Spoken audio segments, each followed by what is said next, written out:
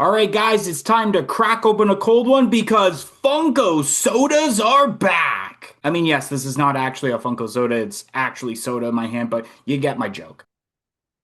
Ah, what a breath of fresh air. What's up, guys? I'm DK Wrestler, and in today's video is a brand new edition of This Week in Collectible News. And if you end up enjoying this type of content, don't forget to like, comment, and subscribe, but nonetheless, let's kick this off. And we're going to kick off by talking about some U2's announcements with a set of American Dad figures, Minecraft figures including Chicken Jockey, a figure of manly badass hero, and then an announcement from U2's regarding a summer event 2025 taking place June 20th to July 18th. First of all, those American Dad figures are pretty sweet, and the Chicken Jockey is something that I'm not surprised U2's is capitalizing. I bet if Funko capitalized on it, we'd be talking about this around San Diego Comic-Con 2026. Funko have announced a new Slurpee Pop for the Ad Icons lineup. Now, I didn't see this on the Funko website, but I'm assuming that it was shown off on the Funko app, which I haven't had since they added eBay to it like a couple years ago. Funko have announced Anime Expo 2025 exclusives, which as I'm talking about them, I am going to be ranking them from the worst to the best, considering that I will be doing a video that will likely happen in a couple weeks regarding the San Diego Comic-Con exclusives. So starting off, what I feel is the worst exclusive being the purple translucent Kuromi. No one even asked for this, and I didn't even know that Kuromi classified as an anime for the most part. Up next would be Kobe from One Piece, which it's actually surprising to see One Piece this low on the list, considering that they make so many banger pops for One Piece, but this isn't as good in my opinion,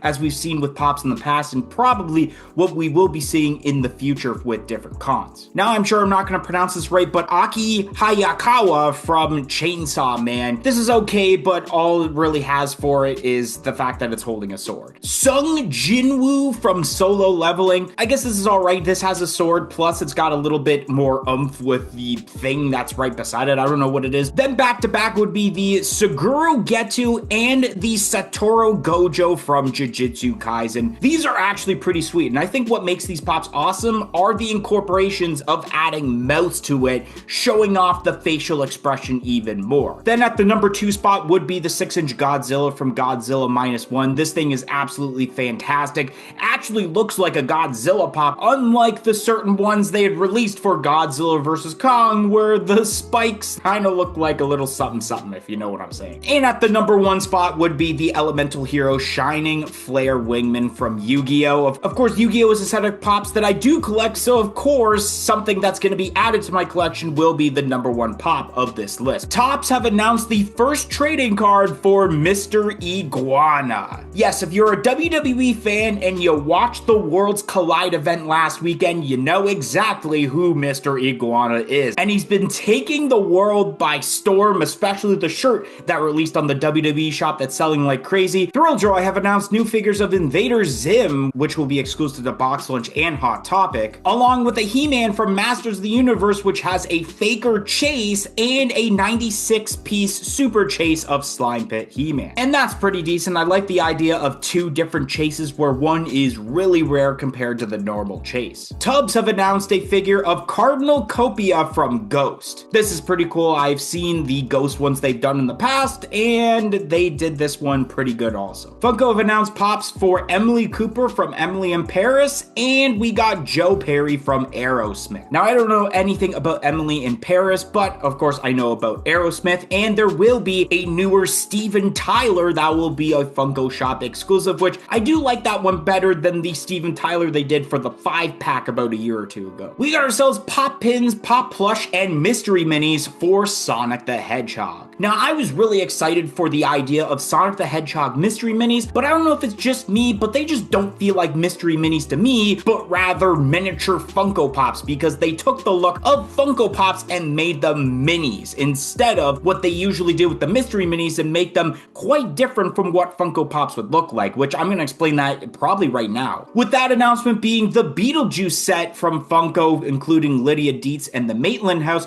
along with the Beetlejuice Mystery Minis. And this is what I'm talking about. When you look at the Beetlejuice Mystery Minis, you can see that the way that they pulled off the figures, including the eyes, how they are distinctly different from what Funko Pops looked like. And I wish they would have done that with the Sonic Minis. We got ourselves a new wave of the Office Pops. I have now gone from only 2 pops to now 6, including the 2-pack of what I need left to complete the Office set. And I guess this set is okay. This is based off the episode, I believe, where they have the volleyball tournament with the different branches for Dunder Mifflin. And the one highlight for this set, of course, will be the 2-pack with Michael Scott and the first ever pop of Holly Flax. So if there's any pop I'm going to grab first out of this entire set, it will be the 2-pack for the sake of Holly. We ourselves an 80th anniversary Barbie pop along with a set of Mattel 80th anniversary mystery minis. This is probably the best set of mystery minis that's announced between the 3. I love the choices, including Barney. We got a new wave of Pokemon pops, and these are pretty sweet. I recognize 2 of them being Slowpoke because he's from Gen 1, and then Turtwig. We got ourselves a new set of Chainsaw Man pops. And like a lot of anime pops, these are pretty detailed, including the deluxe pop of the character that actually does have a pop for Anime Expo, whose name I cannot pronounce. We ourselves a new set of Power Rangers pops. Now, I believe if I'm not mistaken, the significance with this set is that these are characters that are played by Jason David Frank that aren't, of course, the Green Ranger and the White Ranger. Funko have announced the contents of the Box of Fun, which will include 3 pops and 1 Funko soda figure. So this is what I alluded to at the beginning of the video, where Funko sodas, I guess, are not done after all. They'll be featured in the Box of Fun that, surprisingly enough, will retail for 85 USD, which is cheaper than the 105 that retailed for last year's box. And it could be for the fact that you're only getting 3 pops and 1 soda, unlike prior years where you've gotten, let's say, Bitty Pops and the Pocket Pops and Wacky Wobblers. But I will say that for those that are hoping for perhaps a chase figure, I highly doubt that's going to happen, because normally with these boxes,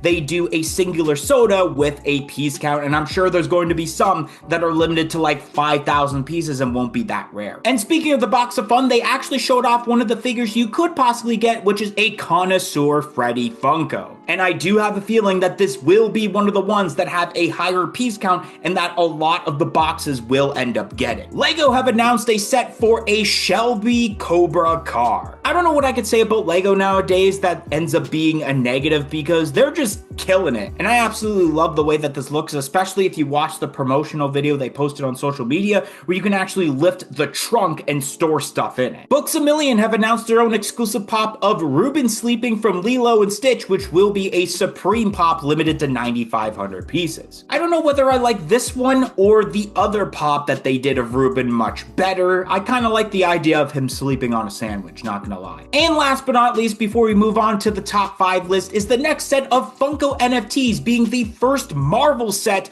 of West Coast Avengers. Now, this set actually will have the most redeemables in any set, with a total of 8, which will have 4 legendaries, an ultra, a royalty, and 2 grails. And I honestly don't know how I feel about the set, and I'm not entirely sure if I'm going to be going in on this, but if I were to pick a favorite of this set, I'd probably have to say it's Tiger. Today I wanted to give a shout out to Sentinel 107, and the reason that they ended up getting a shout out is because they joined our YouTube channel membership, which only cost $1.99 a month. Not only do you get the shout out, but you do get lots of other perks, including early access to every single video and shorts that we produce on this channel. So definitely consider joining our YouTube channel membership. It will be greatly appreciated and will go a long way of helping out this channel a lot. So definitely consider it, but let's get right back to the video. So now we're gonna kick off with the top 5 list, starting off at number 5. It is the 6-inch Godzilla from Godzilla -1. Like I mentioned when doing the worst to best ranking list throughout this video, I think they did a great job with this, and I think it is one of the better Godzilla pops we've gotten in the last couple of years or so, especially better than the Godzilla and Kong versions. Coming in at number 4 on my list is the American Dad U2's figures. Really awesome to see American Dad be made into U2's figures because Funko has not made pops of American Dad yet. Coming in at number 3 on my list is the Elemental Hero Shining Flare Wingman from Yu-Gi-Oh! Of course, I collect Yu-Gi-Oh! Pops like I mentioned, and this will at some point be added to my collection, unlike the Godzilla pop. Coming in at number 2 on my list is the Michael Scott and Holly Flax 2-pack from The Office. Now, when ranking certain sets that I collect, The Office is actually much higher on the list than Yu-Gi-Oh! So I would actually be more likely to grab that 2-pack before the Yu-Gi-Oh! Pop, even though that one is more detailed. And coming in at number 1 on my list is the Shelby Cobra Lego set. I debated on having that Office pop on the list, but it's the fact that there is a Michael Scott added to it, which we didn't necessarily need. Plus, even what I mentioned about the whole thing about the trunk opening up is a nice attention to detail, which has Lego once again take the number 1 spot onto this list.